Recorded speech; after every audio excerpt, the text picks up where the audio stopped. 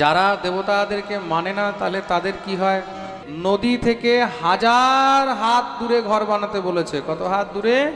যাদের শিং বড় বড় তাদের থেকেও সাবধান থাকবে। যারা হাতে অস্ত্র রেখে ঘুরে বেড়াচ্ছে তাদের থেকেও সাবধান থাকবে। নিজের বউ ছাড়া অন্য কোনো নারীর সঙ্গে কখনো ঘনিষ্ঠতা করতে যাবে না। যেই জীব তার শরণাপন্ন হয়ে থাকে, তার শরণাগতি নিয়ে থাকে, এই সংসারের মধ্যে ভগবান তাকে ত্রিতাপ জ্বালা থেকে মুক্ত করে রাখেন। এই সংসারের মধ্যে যেই জন্মগ্রহণ করে তাকে ত্রিতাপ জ্বালায় জ্বলতে হয়। এই সংসারে আপনিও ত্রিতাপ জ্বালায় জ্বলছেন, আমিও ত্রিতাপ জ্বালায় জ্বলছি। যে ভগবানকে মানে না সেও ত্রিতাপ জ্বালায় জ্বলছে। তাপত্রয় বিনাশায়, এই ত্রিতাপ জ্বালা কাউকে ছাড়ে না। অনেক সময় প্রশ্ন করে, বলে মহারাজজি যারা ভগবানকে মানে না, আমরা তো ভগবানকে মানি, দেবদেবীকে মানি, তা আমরা পুজো পাঠ করি তো, এই নারায়ণ পুজো, লক্ষ্মী পুজো, কালী পুজো, এই তো কত সৌভাগ্য আমরা মা ভদ্রকালীর চরণে বসে এখানে পাঠ শ্রবণ করছি। হ্যাঁ, জয় হো মা। তা আমরা মায়ের পুজো করি, আমরা গৌরী পুজো করি, আমরা শনির পুজো করি, আমরা হনুমানজির পুজো করি, তাই তো, দেবদেবীর পুজো করি। কেন করি? কেন কি দৈবাধীনম জগৎ সর্ব, সমস্ত জগৎ দেবতাদের অধীন। এবার প্রশ্ন করতে পারে অনেকে, যারা দেবতাদেরকে মানে না তাহলে তাদের কি হয়? না মানলে বয়েই গেল। দেবতাদেরকে না মানলেও তো দেবতাদের কোনো ফরাক পড়বে? বলো, তোমার সামনে নদী বইছে আর তুমি ওখানে দাঁড়িয়ে যদি বলো আমি নদীকে মানি না, তা তুমি না মানলে নদীর বয়েই গেল, তাই তো। নদীর কোনো ফরাক পড়বে? নদী মনে মনে বলবে আচ্ছা মানিস না, ঠিক আছে বেটা, একবার ভিতরে ঢুকে দেখ তারপরে দেখাচ্ছি, বা একবার আমার ধারে বাড়ি বানিয়ে দেখ তারপরে দেখাবো নদী কাকে বলে। প্রেম সে বলো। অনেকে দেখবেন নদীর ধারে বাড়ি বানায়। কেন বানায়? তারা মনে করে এগুলো তো মরা নদী, এগুলোতে তো জল নেই, ফার্স্ট ক্লাস ঘর বাড়ি বানাবো, আরামসে থাকবো, এখানে কি আর জল হবে? কিন্তু নদী যতই মরা হোক, নদীর মধ্যে যদি 10 বছর ধরেও জল নেই, 100 বছর পরে হলেও সেই নদী নিজের এমন রূপ দেখাবে, তার ধারে যারা আছে সব একদম বিনাশ করে দেবে। তার জন্য শাস্ত্র আগেই বলেছে নদী থেকে সাবধান। নদী থেকে, খুব মন দিয়ে শুনবে, শাস্ত্রের মধ্যে নদী থেকে 1000 হাত দূরে ঘর বানাতে বলেছে। কত হাত দূরে? জোরে বলো। 1000 হাত। আর 1000 হাত মানে কত? 1000 হাত মানে মিনিমাম 1 হাত মানে 1 মিটার। 1 হাত 1 মিটার তো হবেই। তা 1000 মিটার মানে কত হলো? Minimum 1 kilometre. তা নদী থেকে মিনিমাম 1000 হাত দূরে ঘর বানানো উচিত। এটা হলো আদি যুগ থেকে শাস্ত্রের নিয়ম। শাস্ত্র বলছে নদীনাম চ নখীনাম চ শৃঙ্গীনাম শস্ত্রপাণিনাম বিশ্বাসো নৈব কর্তব্যঃ স্ত্রীষু রাজকুলেষু চ। নদীর উপরে কখনো বিশ্বাস করতে নেই। আজকে তুমি তার কোলে বসে আছো, কালকে সে তোমাকে কোল থেকে একদম পুরো উপরে স্বর্গে পাঠিয়ে দেবে। প্রেম সে বলো। তার জন্য নদীর ধারে ঘর বানাতে নেই, নদী থেকে সাবধান। নদীর মধ্যে হুটহাট করে নামতে নেই। নদীর মধ্যে কোথায় কোন জায়গায় কতটা জল আছে এটা কেউ বুঝতে পারবে না। কোথায় নিচে জলের স্রোত আছে, কোথায় নিচে গর্ত আছে। যেখানে জল নেই সেখানেও তো মানুষ ডুবে মরে যায় তো। নদীর ভিতরে কোথায় ঘূর্ণিপাক আছে বুঝতেই পারবে না। নদীর থেকে সাবধান থাকতে বলেছে শাস্ত্র। নদীনাম চ নখীনাম চ শৃঙ্গীনাম। শৃঙ্গীনাম মানে যাদের শিং বড় বড় হয় না, শিং।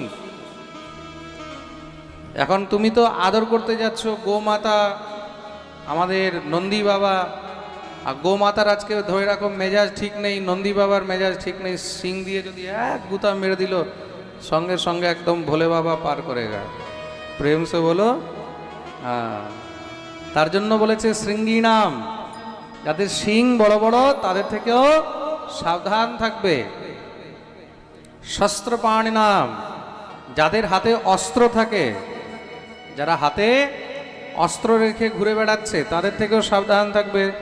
কোনো ঝগড়া হলো পট করে অস্ত্র বের করে যদি তোমাকে 2-4টা ঘাই দিয়ে দিল, ঠিক না? শৃঙ্গীনাম শস্ত্রপাণিনাম বিশ্বাসো নৈব কর্তব্য, এদেরকে কখনো বিশ্বাস করতে নেই, এদের থেকে দূরে থাকবে। আর কে কে বলে স্ত্রীষু রাজকুলেষু চ, স্ত্রী জাতি বেশি তার সঙ্গে ঘনিষ্ঠতা করতে যাবে না। যত ঘনিষ্ঠতা করার নিজের বউয়ের সঙ্গে ঘনিষ্ঠতা করো। নিজের বউ ছাড়া অন্য কোনো নারীর সঙ্গে কখনো ঘনিষ্ঠতা করতে যাবে না। তুমি নিজের স্ত্রী ছাড়া অন্য জায়গায় ঘনিষ্ঠতা করতে যাবে, তোমার জীবন ধ্বংস হয়ে যাবে। আগুনের সমান। স্ত্রীকে কি বলা হয়েছে? জোরে বলো। আগুনের সমান। নিজের বউ নয়, পরের বউকে বলা হয়েছে। বুঝতে পেরেছ? তা স্ত্রীষু, শাস্ত্র আগেই বলে দিয়েছে অগ্নিকুণ্ড সমা নারী, স্ত্রীকে অগ্নিকুণ্ডের সমান বলা হয়েছে। তার জন্য কোনো সময় কোনো নারীর সঙ্গে বেশি ঘনিষ্ঠ হতে যাবে না, জীবন সেখানেই শেষ হয়ে যাবে। আর রাজকুলেষু চ, রাজকুল, রাজকুল মানে রাজার সঙ্গে বা রাজার মন্ত্রীদের সঙ্গে বেশি ঘনিষ্ঠ হতে যাবে না, নেতা মন্ত্রীদের সঙ্গে বেশি ঘনিষ্ঠ হতে যাবে না, পুলিশ উকিল এদের সঙ্গে বেশি ঘনিষ্ঠ হতে যাবে না। এরা হলো রাজকুল। বুঝতে পেরেছ? তোমার ভিতরের খবর সব নিয়ে পরে তোমাকেই ভালো করে একদম ফাঁসিয়ে দেবে। প্রেম সে বলো। তার জন্য আগে থেকেই শাস্ত্র সাবধান করে দিয়েছে। বলিয়ে ভক্তবৎসল ভগবান কি। তা তুমি ভগবানকে মানো চাহে না মানো, তুমি দেবতাদেরকে মানো না মানো, তাদের কোনো ফরাক পড়ে না। তারা নিজের কাজ করে চলছে আর করে যাবে। শনির দশা সবাইকে লাগে, যে শনিকে মানে তারও লাগে, যে শনিকে মানে না তারও লাগে। তাহলে শনির দশা থেকে বাঁচবে কে? বলে যে উপায় জেনে বেঁচে চলবে। রাহুর দশা সবাইকে লাগে, খুব মন দিয়ে শুনবে। কিন্তু বর্তমানে তৃতীয় বিশ্বযুদ্ধ চলছে এক প্রকারে দেখতে গেলে, তাই তো? আপনি যদি পশ্চিমের দিকে যান, আমরা তো পূর্বের দিকে আছি, ভারত তো হলো পূর্ব দিকের দেশ। যতটা আপনারা ওয়েস্টের দিকে যাবেন, পশ্চিমের দিকে, এখন আপনারা পশ্চিমের দিকে যান, Arab, Europe, America, Iran, Iraq, Russia সব এখন যুদ্ধের মধ্যে ব্যস্ত আছে, তাই তো? চারদিকে যুদ্ধ চলছে, সবার ঘরে ঘরে এখন গ্যাসের সমস্যা চলছে, চলছে তো, হ্যাঁ? তা বিশ্বব্যাপী যুদ্ধ হলে কি হয়? তখন সবাইকেই কষ্ট ভোগ করতে হয়। এখন কেউ যদি বলে আমরা তো দেবতাদেরকে মানি না, তাহলে আমাদেরকে তো এইসব যুদ্ধের কোনো ফল ভোগ করতে হবে না, সবাইকেই ভোগ করতে হবে। তুমি মানো চাহে না মানো, ডাইরেক্টলি ইনডাইরেক্টলি আমাদের কোনো লেনা দেনা নেই এই যুদ্ধের সঙ্গে। কোনো লেনা দেনা আছে? আমরা তো যুদ্ধ করছি না, করছি কি? আমরা যুদ্ধ না করেও তো আমাদেরকে এখন ভোগান্তি ভোগ করতে হচ্ছে, করতে হচ্ছে না? কেন? কেন কি ভৌতিক রূপে, ভৌগোলিক রূপে আমরা পরস্পর একে অপরের সঙ্গে যুক্ত আছি। তদ্রূপ এই সংসারের প্রত্যেকটি জীব দেবতাদের সঙ্গে প্রত্যক্ষ অপ্রত্যক্ষ রূপে যুক্ত আছে। আজকে এই যে যুদ্ধ বিগ্রহ হচ্ছে, ওখানে কেন হচ্ছে? আপনারা আজ থেকে 1 বছর আগের পঞ্জিকা উঠিয়ে দেখুন। মানুষ বলে জ্যোতিষ কিছুই নয়। আমাদের ভারতের জ্যোতিষশাস্ত্রে 1 বছর আগেই 2025-এর পঞ্জিকার মধ্যেই লেখা রয়েছে যে আগামী কিছু সময়ের মধ্যে বিশাল বড় বিশ্বব্যাপী যুদ্ধ আরম্ভ হবে, আর তার মধ্যে জড়িত থাকবে কে? ইরান নাম পর্যন্ত লেখা রয়েছে। মুসলিম দেশগুলো যেখানে তেল উৎপাদন হয় সেইখানে যুদ্ধের সম্ভাবনা সব থেকে বেশি। কেন? সেই দেশের মধ্যে এখন গুরু চণ্ডাল যোগ চলছে। কি যোগ চলছে? জোরে বলো। শাস্ত্রে লেখা রয়েছে, জ্যোতিষের মধ্যে লেখা রয়েছে, গুরু চণ্ডাল যোগ চলছে, যার কারণে যুদ্ধ বিগ্রহ অত্যধিক বেশি বাড়বে। আর তাই হয়েছে। 1 মাস আগে থেকে যুদ্ধ আরম্ভ হয়ে গেল। 1 বছর আগে যেটা ভবিষ্যৎবাণী করা হয়েছিল 1 মাস আগে থেকে শুরু হয়ে গেল। এখনো তো বছর শেষ হয়নি, এখনো চৈত্র মাস চলছে, নতুন বছরের পঞ্জিকা এখনো বেরোয়নি, আপনারা এখনো দেখতে পারবেন। প্রেম সে বলো। তাহলে এই ত্রিতাপ জ্বালা থেকে কে বাঁচতে পারে? আর ত্রিতাপ জ্বালা কাকে কাকে বলে? বলে 3টি জ্বালাকে ত্রিতাপ জ্বালা বলে। কি কি? দৈহিক, দৈবিক আর ভৌতিক। আমরা সবাই এই ত্রিতাপ জ্বালায় জ্বলছি। দৈহিক মানে দেহ দ্বারা, এই শরীর দ্বারা আমরা যে কষ্ট প্রাপ্ত করি এটাকে বলা হয় দৈহিক। সবাই তো কষ্ট ভোগ করছে, কেউ হাতে ব্যথা, কেউ নাকে ব্যথা, কেউ চোখে ব্যথা, কেউ দাঁতের সমস্যা, কানের সমস্যা, গলার সমস্যা, তাই না? কেউ পেটের সমস্যা, লিভারের সমস্যা, কিডনির সমস্যা, কেউ হার্টের সমস্যা, চলছে তো। কেউ বলতে পারবে আমার কোনো সমস্যা নেই? হ্যাঁ, এই সংসারে এমন কেউ নেই যে শরীর দিয়ে কষ্ট ভোগ করছে না। প্রেম সে বলো।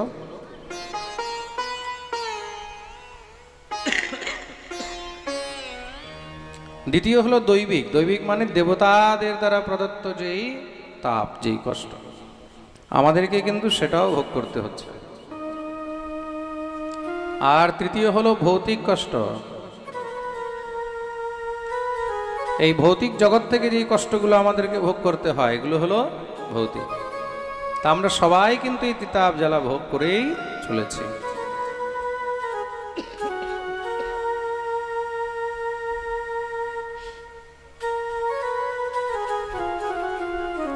তাহলে এই ত্রিতাপ জ্বালা থেকে আমাদেরকে মুক্ত কে করছেন? এই ত্রিতাপ জ্বালা থেকে শুধু একজনই মুক্ত করতে পারেন। তার নাম কি? বলে শ্রীকৃষ্ণায় বয়ং নমঃ। এই ত্রিতাপ জ্বালা থেকে শুধু একজনই মুক্ত করতে পারে। তার নাম কি? শ্রীকৃষ্ণ। বলিয়ে কৃষ্ণ কन्हैया लाल की। তাহলে কি শ্রীকৃষ্ণই সর্বথা সমর্থবান? বলে এখানে কৃষ্ণের সঙ্গে শ্রী শব্দ যুক্ত রয়েছে। কোন শব্দ যুক্ত রয়েছে? শ্রী মানে, শ্রী মানে কে? শ্রী মানে হলো শ্রীমতী রাধা রানী। তা এখানে রাধা রানী যুক্ত রয়েছেন। রাধা ছাড়া কৃষ্ণ কিন্তু আধা, মনে রাখবেন। রাধারানী ছাড়া গোবিন্দেরও কিন্তু শোভা নেই। প্রেম সে বলো। তার জন্য আমাদের ব্রজবাসীরা বলে বিনা রাধে কৃষ্ণ আধে, इसलिए प्रेम से बोलो, জোর সে বলো। কি ব্যাপার, এদিক থেকে কোনো আওয়াজ আসছে না রাধে রাধে? হ্যাঁ, লজ্জা লাগে নাকি? সবাই জোরে বলবে,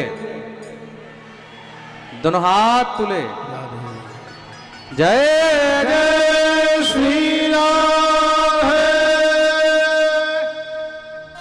রাধা রানী ছাড়া আমাদের গোবিন্দেরও কিন্তু কোনো শোভা নেই। তার জন্য এখানে রাধা গোবিন্দের চরণে বন্দন করা হয়েছে।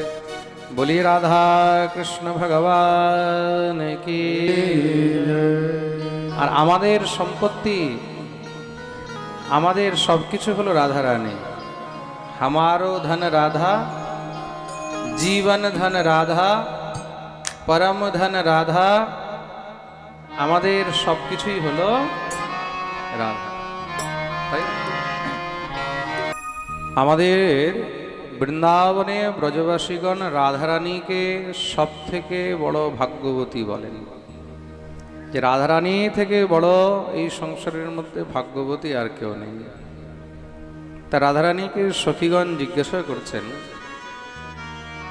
राधे तू बड़ भागिनी, कौन तपस्या कीन, तीन लोक तारण तरण, सो तेरे आधीन। राधे सो तेरे आधीन। राधे तू बड़ भागिनी। সখীগণ রাধারানীকে বলছেন, রাধারানী তুমি অনেক ভাগ্যবান গো, তুমি অনেক বড় ভাগ্যবতী। রাধারানী বললেন কি করে? বলে নিশ্চয়ই তুমি অনেক বিশেষ কিছু তপস্যা করেছো। তুমি এমন কি তপস্যা করেছো আমাদেরকে একটু বলো না। রাধারানী বলছেন কেন, কি হয়েছে বলবি তো? বলে তিন লোক তারণ তরণ, এই তিন লোকের মধ্যে জগতের প্রত্যেকটি জীব যিনি উদ্ধার করেন সেই জগতের মালিক সো তেরে আধীন। সেই জগতের মালিক তো তোমার অধীনে থাকে, তোমার কাছে তোমার সেবক হয়ে থাকে, দাস হয়ে থাকে, তাই তো? গোবিন্দ কি বলছেন? গোবিন্দ বলছেন আমি হলাম রাধারানীর দাস सेवक। प्रेम से बोलो, चरण को चाकर मुरारी।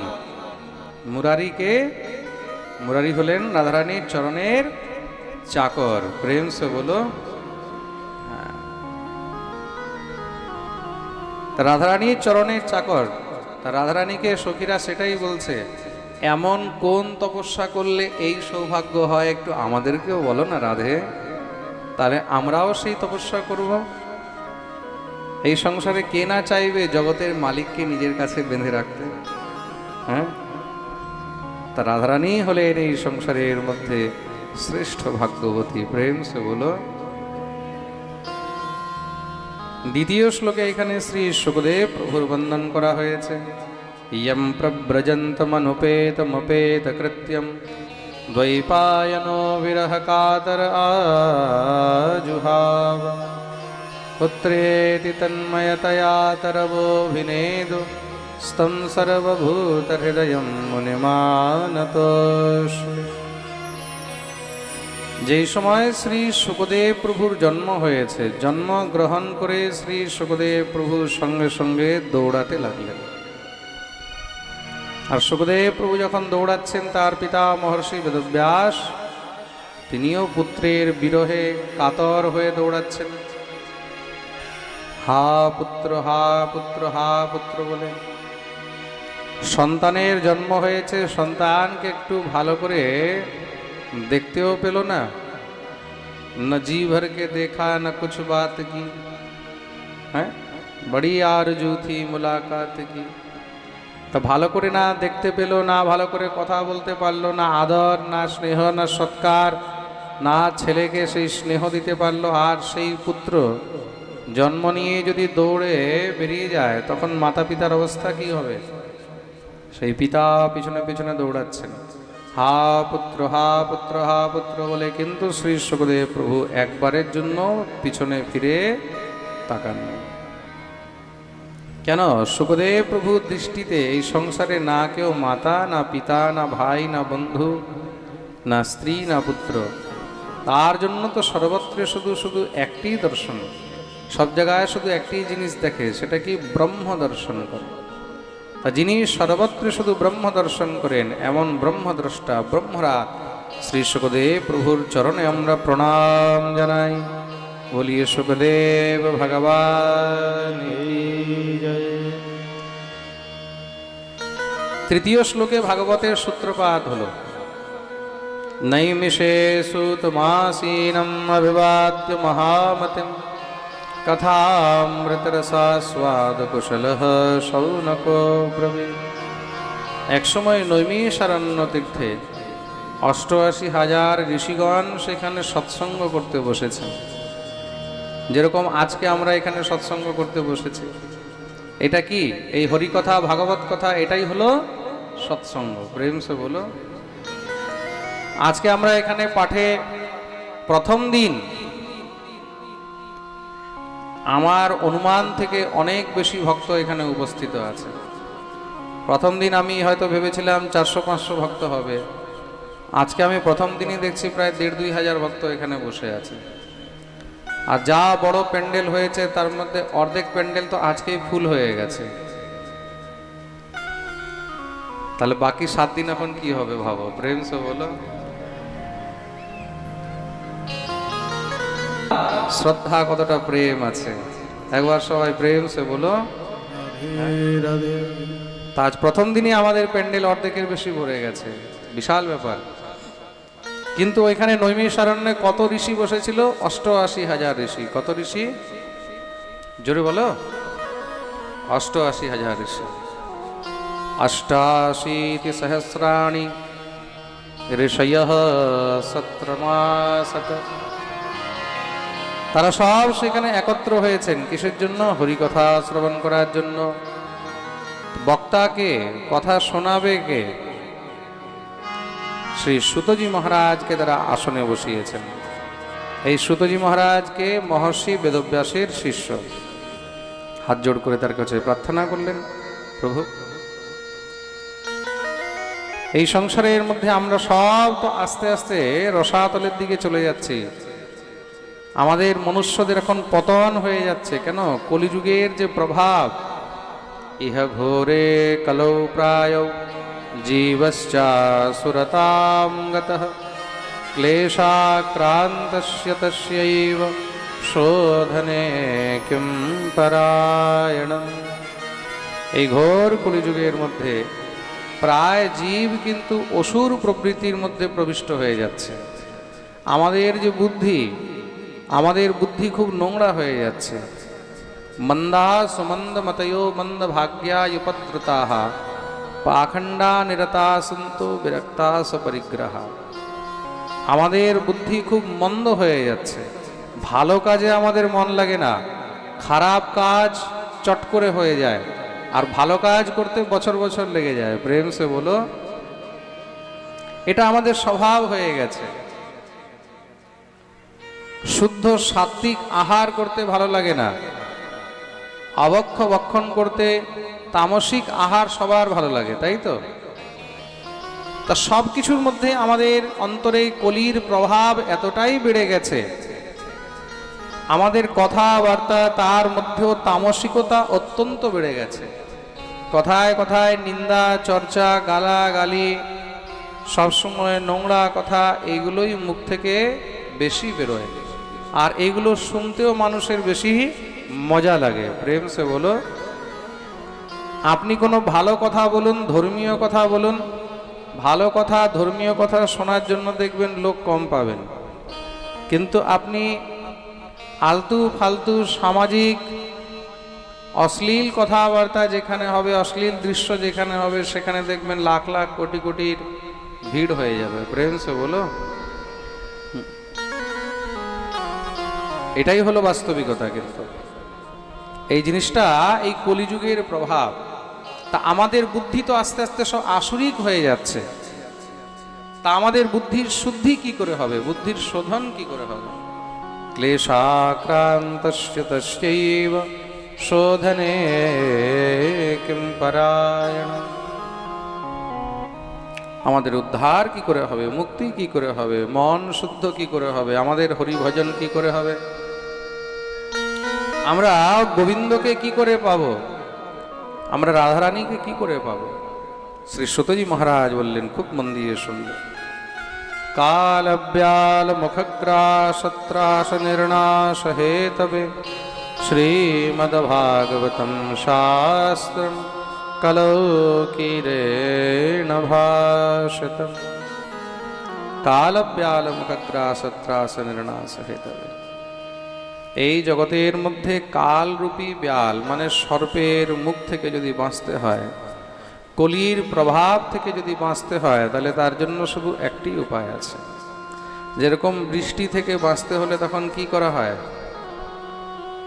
বৃষ্টি থেকে বাঁচতে হলে তখন মাথার উপরে কি ধরতে হয়? জোরে বলো। ছাতা, তাই তো? তদ্রূপ এই কলির প্রভাব থেকে বাঁচার জন্য শুধু একটি ছাতা আছে, যারা এই ছাতার নিচে সবসময় বসে থাকবে তারাই কলির প্রভাব থেকে বেঁচে থাকবে। কে সেই ছাতাটার নাম কি? তার নাম হলো শ্রীমদ্ ভাগবত। বলিয়ে ভাগবত ভগবান কি। তো ভাগবত কিভাবে শুনতে হয়? জিতাসনো জিতশ্বাস জিতসঙ্গ জিতেন্দ্রিয় স্থূলে ভগবতো রূপে मनः संधारयेद् धिया।